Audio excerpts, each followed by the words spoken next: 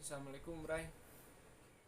Lagi banyak waktu senggang, jadi ya coba-coba bikin video lah. Oke, video pertama mungkin agak sedikit curhat dengan masalah yang terjadi sekarang, yaitu masalah kelangkaan pupuk ya. Jadi yang dibikin langka ini ternyata bukan semua pupuk, tapi ya pupuk bersubsidi aja yang langka. Jadi kalau yang nggak bersubsidi masih tersedia, tapi harganya ya memang ya dalam tanda kutip mahal, dan bersubsidi itu murah gitu. Jadi bersubsidi itu memang ya dialokasikan pemerintah, jadi mensubsidi pupuk biar harganya terjangkau oleh petani, apalagi untuk komoditas tertentu ya seperti padi atau pangan masih dominan pakai pupuk bersubsidi. Oke, kalau di breakdown kenapa bisa langka? Jadi kalau usut punya usut, ya bahan bakunya ya pupuk bersubsidi itu enggak semua pupuk bersubsidi, enggak pupuk bersubsidi aja sih ya, tapi ya pupuk kimia secara umum ya langka karena imbas dari konflik Rusia Ukraina ya, yang bikin pupuk itu harganya meningkat.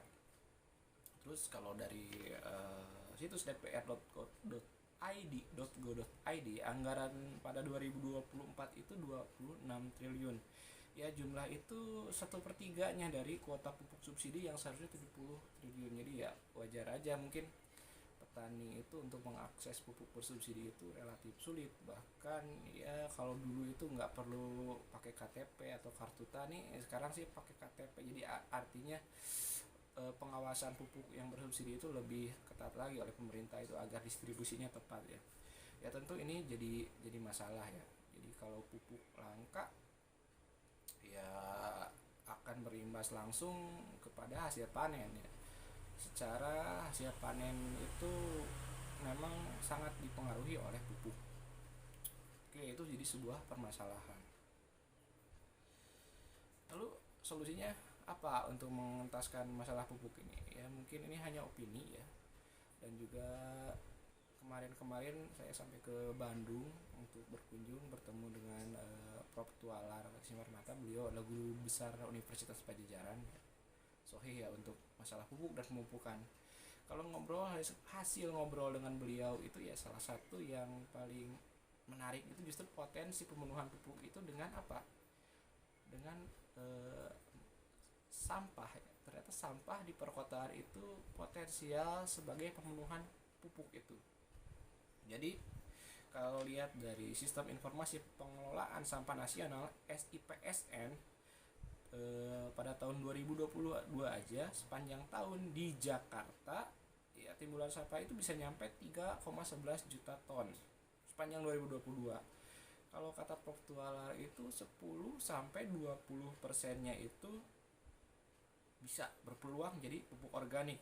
Artinya bicara 10% aja udah 300.000 ton pupuk organik itu tersedia. Artinya jika pengelolaannya tepat, distribusinya tepat, ya katakanlah kita bilang pupuk bersubsidi ini langka.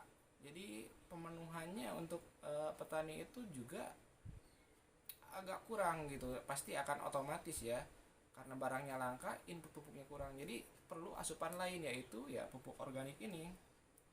Dari mana? Ya salah satunya alternatifnya dari sampah perkotaan itu. Jadi sebetulnya pengolahan sampah yang baik ini bisa jadi solusi sebetulnya. Namun sayangnya di kita masih belum ya. Hal itu belum bisa jadi permasalahan ya. Jadi sebetulnya ini menarik ya kalau bicara ide prototiper itu. Andai kita bisa mengoptimalisasikannya, mungkin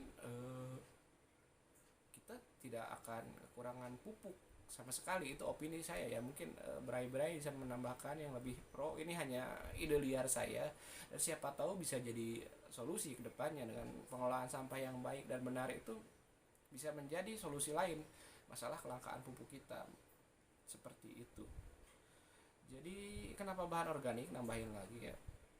Jadi memang kondisi pertanian di Indonesia itu ya tanahnya itu sakit ya, kadar bahan organiknya kurang sekali. Jadi memang dengan adanya, jika ini terrealisasi ya mungkin saja jadi salah satu sarana dalam tanda kutip memperbaiki kesuburan tanah yang ada di Indonesia seperti itu, sehingga ya menghasilkan win-win solution ke depannya.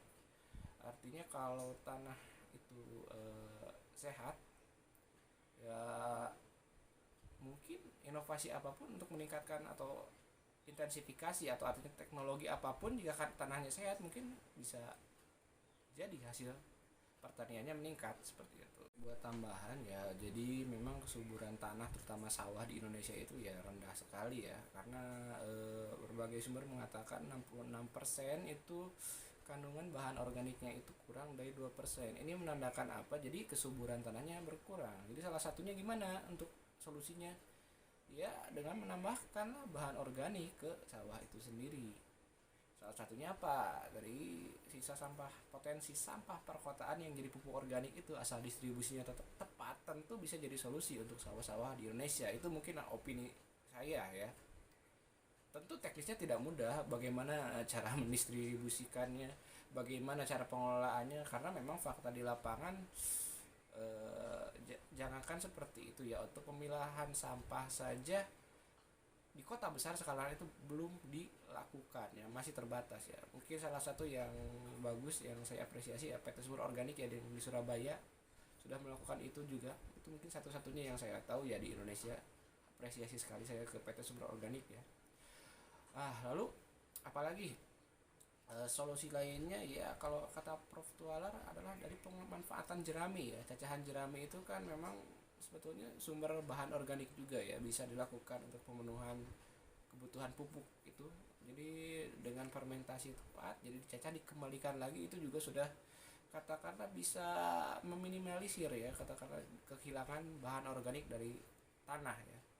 Tapi mungkin ada satu tantangan kalau di satu sawah itu yang menerapkan IP 400 juga. Itu agak susah ya untuk itu, karena memang butuh waktu ya untuk katakanlah pengelolaannya. Lalu ada polemik juga mungkin terkait jerami itu, karena meskipun bisa menyumbang bahan organik kembali, tapi ada tantangannya juga, katakanlah kalau ada hama penyakit atau sakit, siklusnya tidak akan terhenti ya, tidak terpotong. Jadi memang solusinya ya kalau mau menerapkan itu ya tetap ada pola-pola seperti yang dahulu, jadi padi-padi palawija diterapkan ya kalau memanfaatkan jerami, begitu kalau kata Prof Tualar. Lalu apalagi? Oh iya, ada lagi ya, tentu potensinya jadi perusahaan lokal yang membuat pupuk organik atau pupuk organik cair, itu tentu peluang emas sekarang itu, saat petani masih membutuhkan kebutuhan pupuk yang tinggi. Nah itulah alternatifnya.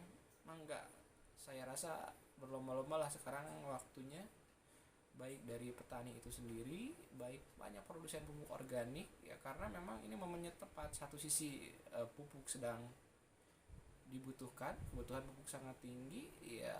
Solusinya apa ya? Pemupukan berimbang, artinya kombinasi dari kuota pupuk subsidi yang ada dipadu-padankan dengan pupuk organik. Jadi ya itu diharapkan jadi win-win solution gitu. Tanahnya sehat, terus kebutuhan pupuk terpenuhi, tanah sehat, juga harapannya hasil panennya tetap optimal gitu. Dan ya kalau itu tercapai ya semoga swasembada pangan kita jadi bukan impian lagi ya. Mungkin demikian saja ya opini curhat-curhat ya.